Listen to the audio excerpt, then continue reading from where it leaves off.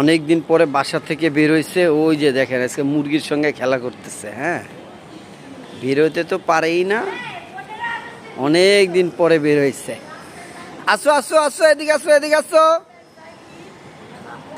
আসলে ঢাকা শহরের ঘোরার জায়গা, গাছপালা, প্রাকৃতিক জায়গা খুবই কম।